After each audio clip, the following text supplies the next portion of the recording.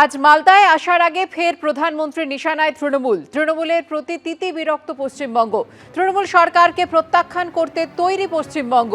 প্রতিদিনই তৃণমূলের অপশাসনের উদাহরণ সামনে আসছে। মানুষ এখন চায় উন্নয়নমুখী বিজেপি সরকার, এমনটাই পোস্টে জানিয়েছেন প্রধানমন্ত্রী নরেন্দ্র মোদী। মালদায় ৩,২৫০ কোটি টাকার প্রকল্পের উদ্বোধন। হাওড়া গুয়াহাটি প্রথম বন্দে ভারত স্লিপার ট্রেনের উদ্বোধন। পশ্চিমবঙ্গের রেলের পরিকাঠামো আরও শক্তিশালী করতে আমরা প্রতিশ্রুতিবদ্ধ। তাই বালুরঘাট হিলি নতুন রেল লাইন সহ একাধিক প্রকল্পের শিলান্যাস। 4টি নতুন অমৃত ভারত ট্রেনেরও শুভ সূচনা, এমনটাই পোস্টে জানিয়েছেন প্রধানমন্ত্রী নরেন্দ্র মোদী।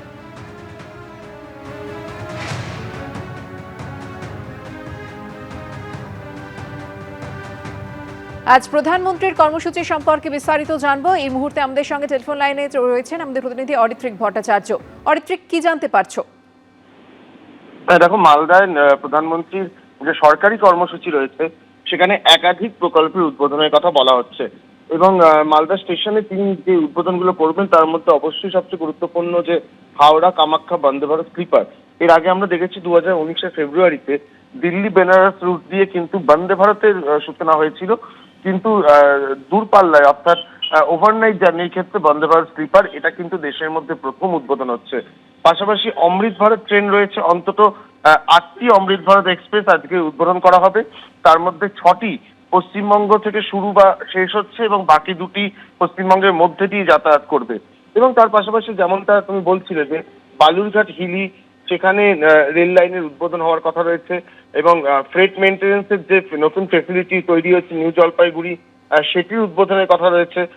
শিলিগুড়ির লোকোশেড থেকে শুরু করে বন্দে ভারত ট্রেনের মেনটেন্যান্সের নিউ জলপাইগুড়িতে বিশেষ একটি পরিকাঠামো, সেগুলো কিন্তু আজকেই উদ্বোধন হচ্ছে।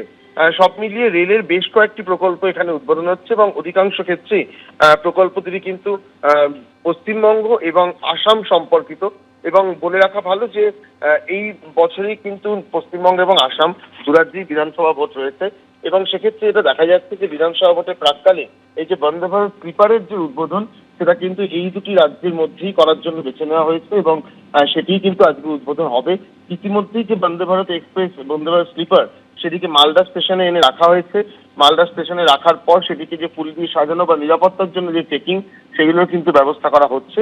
দুপুরবেলা প্রধানমন্ত্রীর অনুষ্ঠান রয়েছে এবং তার সঙ্গে তার রাজনৈতিক কর্মসূচিও রয়েছে। আমরা দেখেছি যে গত কয়েকদিন আগেই তার রাজনৈতিক কর্মসূচি ছিল, কিন্তু তিনি কুয়াশার জন্য পৌঁছতে পারেননি।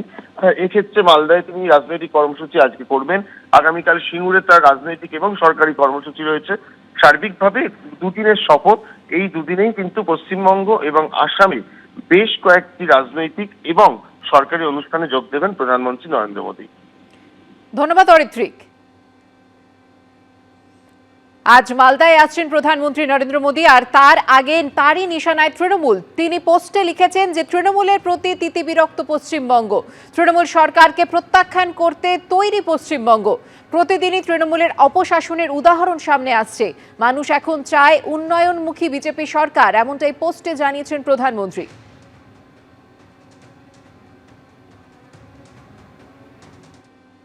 আর প্রধানমন্ত্রীর এই রাজ্য সফর নিয়ে তৃণমূল মুখপাত্র অরূপ চক্রবর্তীর কি প্রতিক্রিয়া, দেখুন।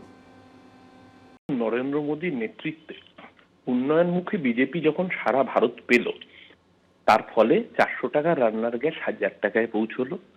উন্নয়নমুখী দেশ যখন পেল, মধ্যবিত্তের সুদের হার কমে গেল।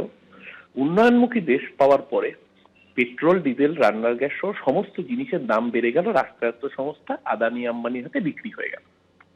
উন্নয়নমুখী সরকার যখন পেল, তখন বাঙালির উপর অত্যাচার শুরু হলো বাংলা ভাষায় কথা বলে বলে। আর নরেন্দ্র মোদী যা বলেন সেটাই হয়, তৃণমূলের জন্য হয়। 21-এ বলেছিল আপকি বার 200 পার, বাংলার মানুষ তৃণমূলকে 200 পার করে দিয়েছিল। 24-এ এসে বলেছিল ইসবার 30 পার, বাংলার মানুষ মমতা দিকেই প্রায় 30-29টা আসনে জয়যুক্ত করেছে। আর এবার যখন বলেছে বিজেপির সরকার চাই, বাংলার মানুষ মন ঠিক করে নিয়েছে।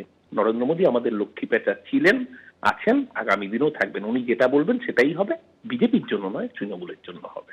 বিধানসভা ভোটের 2 মাস আগে শিলিগুড়িতে মহাকাল মন্দিরের শিলান্যাস করলেন মুখ্যমন্ত্রী। মাটিগাড়ায় প্রায় 17 একর জমির উপর তৈরি করা হবে এই মন্দির, আর এখানেই থাকবে বিশ্বের উচ্চতম মহাকাল মূর্তি। এর জন্য টেন্ডারের প্রক্রিয়া শেষ হয়ে গেছে বলে শিলান্যাস মঞ্চ থেকে জানালেন মমতা বন্দ্যোপাধ্যায়। হর হর মহাদেব, রক্ষা করো মহাদেব।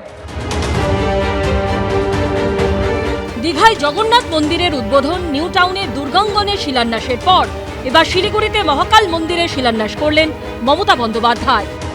যখন শিলান্যাসটা হবে, মা বোনেরা শঙ্করধ্বনি, উলুধ্বনি, দোয়া করবেন।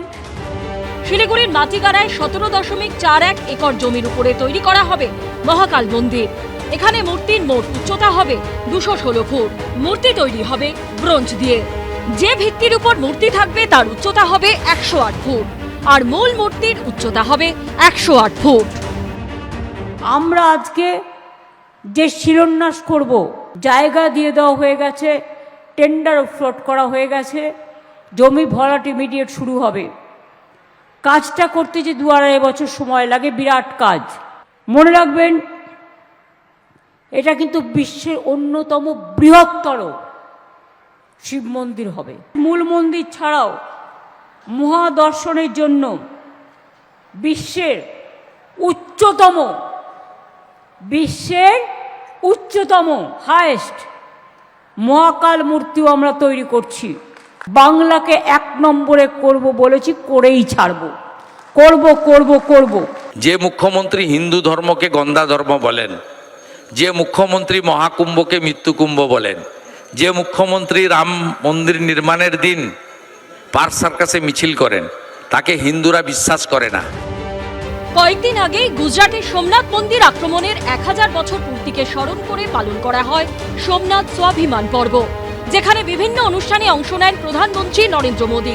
পুজো দেন সোমনাথ মন্দিরে। এই সোমনাথে ভারতবর্ষের 12টি জ্যোতির্লিঙ্গের মধ্যে প্রথম। আর এদিন শিলিগুড়ির মহাকাল মন্দিরে শিলান্যাস করে ভক্তদের জন্য জ্যোতির্লিঙ্গ দর্শনের ব্যবস্থার কথাও বললেন মুখ্যমন্ত্রী। মন্দির চত্বরের সীমানা বরাবর 12টি অভিষেক লিঙ্গ মূর্তি থাকবে, মন্দির থাকবে। এটাকে ঘিরে 12টা অভিষেক লিঙ্গ মন্দির থাকবে এবং ভারতবর্ষের 12টি জ্যোতির্লিঙ্গের প্রতিরূপ থাকবে এখানে। শিলিগুড়ি মহাকাল মন্দিরে থাকবে 2টি প্রদক্ষিণ পথ। রোজ আসতে পারবেন 1 লক্ষ দর্শনার্থী। সভামণ্ডপে একসঙ্গে বসতে পারবেন 6000-এর বেশি মানুষ। থাকবে রুদ্রাক্ষ কুণ্ড ও অমৃত কুণ্ড। এছাড়াও থাকবে প্রসাদ বিতরণ কেন্দ্র, ক্যাফেটেরিয়া, ডালা কমপ্লেক্স। পুরোহিতদের জন্য থাকার ব্যবস্থাও থাকবে মন্দির চত্বরেই। বাংলার চিরন্তন সত্য সবাইকে নিয়ে চলে গেল। আমরা সবাইকে নিয়ে চলি। আমি শ্রীকৃষ্ণের উপদেশ শুনি। মহাদেবকে তিনি বলতেন আমাদেরও পিতা। শ্রীকৃষ্ণ বলেছিলেন, आप अगर एक आंगुल में अंगुली मुठ कर सकता है, नहीं कर सकता है, लेकिन 5 आंगुल जब लेगा तब आपको मुष्टि बंधन होता है। मानेटा कि একটা ধর্ম থাকলে সব কিছু চলে না, একটা রং থাকলে সব কিছু চলে না। উনি এখন হিন্দু ভোট পাওয়ার জন্য চারিদিকে নারকেল ফাটিয়ে বেড়াচ্ছেন, কিন্তু ট্রেন ছেড়ে গেছে। বিজেপির শক্ত ঘাঁটি উত্তরবঙ্গে এই মন্দির কি আলাদা করে বিধানসভা ভোটে কোনো প্রভাব ফেলবে? আশাবুল হোসেন, বাচ্চু দাস ও সুজিত মণ্ডলের রিপোর্ট, এবিপি আনন্দ। এবিপি আনন্দ, এগিয়ে থাকে, এগিয়ে রাখে।